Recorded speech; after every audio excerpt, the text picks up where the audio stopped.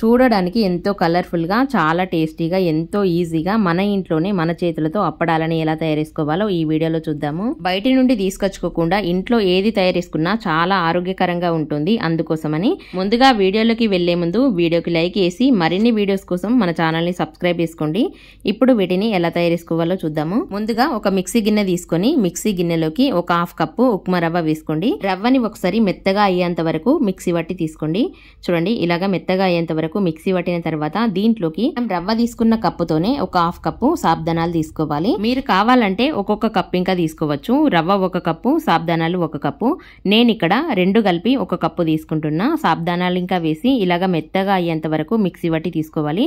మరీ మెత్తగా కాదండి, కొంచెం బరకగానే ఉంటుంది. ఇలాగా మొత్తం అంతా చక్కగా మిక్సీ పట్టిన తర్వాత దీంట్లోకి మనం సాబ్దానాలు తీసుకున్న కప్పుతోనే ఒక కప్పు నీళ్లు వేసుకోవాలి. నీళ్లు వేసి ఒకసారి చెంచాతోని బాగా కలిపి తీసుకోవాలి. ఇలాగా బాగా కలిపిన తర్వాత మరొకసారి మూత పెట్టి దీన్ని మెత్తగా అయ్యేంత వరకు మిక్సీ పట్టి తీసుకోవాలి. ఇప్పుడు మెత్తగా అవుతుంది ఇలాగ పేస్ట్ లాగా. ఇప్పుడు దీన్ని పక్కన పెట్టుకొని తర్వాత కొంచెం పెద్దగా ఉన్న గంజు తీసుకోవాలి. అడుగు మందంగా ఉండేలా చూసుకోండి. గంజులోకి మనం సాబ్దానాలు తీసుకున్న కప్పుతోనే ఒక 6 కప్పుల నీళ్ళని కొలిసి వేసుకోండి.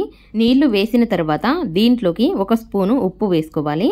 ఉప్పు వేసినాక వీటిని పొయ్యి మీద పెట్టి బాగా మరిగించాలి. నీళ్లు మరిగేలోపు మనం ముందుగా మిక్సీ పట్టుకున్నాం కదా సాబ్దానాల పేస్ట్ కొంచెం గట్టిగా అయ్యి ఉంటుంది, ఎందుకంటే నానుతుంది కదా, అందుకోసమని. ఇప్పుడు దీంట్లో మరొక కప్పు నీళ్లు వేసి ఇలాగా చక్కగా జారుగా అయ్యేంత వరకు బాగా కలిపి తీసుకోవాలి. ఎందుకంటే వేడి నీటిలో వేసినప్పుడు ముద్దలు కట్టకుండా ఉంటుంది, అందుకోసమని ఇలాగా జారుగా కలిపి తీసుకోవాలి. తర్వాత దీన్ని బాగా మరుగుతున్న నీటిలో మొత్తం అంతా వేసుకోవాలి. వేసినాక ఒకసారి మొత్తం అంతా కలిసేలాగా బాగా కలిపి తీసుకోవాలి, ఎందుకంటే ముద్దలు కడుతుంది. ఇప్పుడు దీంట్లో సాబ్దానాలు తీసుకున్న కప్పుతోని మరొక కప్పు నీళ్లు వేసుకోవాలి. మొత్తం నీళ్లు 9 కప్పులు అన్నమాట. తర్వాత ఒక సగం ముక్క బీట్రూట్ తీసుకుందాము. పైన ఉన్న తొక్క తీసేసి చిన్నగా ముక్కలు కట్ చేసి తీసుకోవాలి. కట్ చేసిన ముక్కలని ఒక మిక్సీ గిన్నె తీసుకొని మిక్సీ గిన్నెలోకి వేసుకుందాము.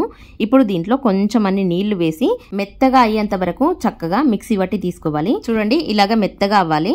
ఇలాగ మెత్తగా అయిన తర్వాత మిక్సీకి దంగని ఏమైనా చిన్న చిన్న ముక్కలు ఉంటే తీసేసుకోవాలి, ఎందుకంటే అప్పడాలు ఎండబెట్టేటప్పుడు తొందరగా ఎండవన్నమాట, అందుకోసమని. మిక్సీ పట్టిన పేస్టుని ఉడుకుతున్న సాబ్దానాలో వేసి మొత్తం అంతా చక్కగా కలిసేంత వరకు బాగా కలపాలి. బీట్రూట్ సాబ్దానా బాగా దగ్గరకు వచ్చేంత వరకు ఉడికించిన తర్వాత దించేసి పక్కన పెట్టి కొంచెం సేపు చల్లారబెట్టాలి. ఇప్పుడు దీంట్లోకి ఒక 2-3 ఎండుమిరపకాయలని ఇలాగా కచ్చాపచ్చ దంచి తీసుకోవాలి. తర్వాత దీంట్లో కొంచెం అంతా జీలకర్ర వేసుకోవాలి. అలాగే కొంచెం అన్ని మిరియాలు తీసుకొని కచ్చాపచ్చ దంచి తీసుకోండి.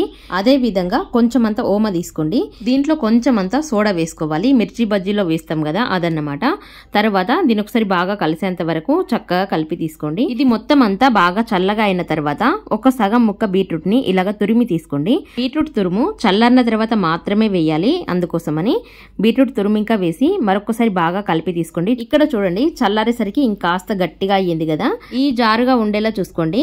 ఎందుకంటే మరీ లూజ్ గా ఉందనుకో వేసినప్పుడు అప్పడాలు అనేవి రౌండ్ గా రాకుండా వంకర టింకరగా వస్తాయి, అందుకోసమని. ఇప్పుడు వీటిని ఇలాగ చెంచాతోని ఒక చెంచా తీసుకొని కవర్ పైననైనా లేదంటే క్లాత్ పైననైనా వేసుకోవచ్చు. ఒకవేళ మీరు కాటన్ క్లాత్ పైన వేసినట్టయితే క్లాత్ ని ఒకసారి నీటితో బాగా తడిపి గట్టిగా పిండి తీసుకోండి. కవర్ పైన వేసిన క్లాత్ పైన వేసిన సమాంతరంగా ఉన్న నేల పైన కవర్ గాని క్లాత్ గాని వేసి తీసుకోండి, ఎందుకంటే అప్పుడే మనకు అప్పడాలు రౌండ్ గా వస్తాయి, అందుకోసమని.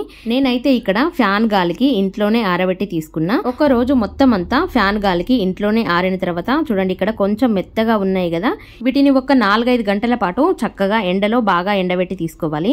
ఇక్కడ నేను ఎండలో ఎండబెట్టిన తర్వాత చూపిస్తున్నా. చూడండి చక్కగా ఎండిన ఇంకా ఇలాగ ఒకటి పట్టుకొని విరిసామంటే పట్టుకోమంటే విరగాలి. ఇంకా ఇప్పుడు వీటిని గాడపు పదన తగలకుండా చక్కగా స్టోర్ చేసుకున్నామంటే సంవత్సరం పాటు నిల్వ ఉంటాయి. ఒకవేళ మీరు సంవత్సరానికి సరిపడాన్ని చేసి పెట్టుకున్నారంటే మధ్య మధ్యలో ఎప్పుడైనా ఎండలో పెట్టి తీసుకోండి, అప్పుడే ఖరాబ్ అవ్వకుండా ఉంటాయి. వీడియో నచ్చితే వీడియోకి లైక్ చేసి మరిన్ని వీడియోస్ కోసం మన ఛానల్ ని సబ్స్క్రైబ్ చేసుకోండి. మన ఛానల్ పేరు ఏకే సరిత కుక్స్. నేను పెట్టే ప్రతి వీడియో మీకు నోటిఫికేషన్ గా రావాలంటే గంట సింబల్ ని ప్రెస్ చేయండి. ఈ వీడియోపై మీ అభిప్రాయాన్ని ఒక చిన్న కామెంట్ చేసి నాకు తెలియజేయగలరు. నా వీడియోస్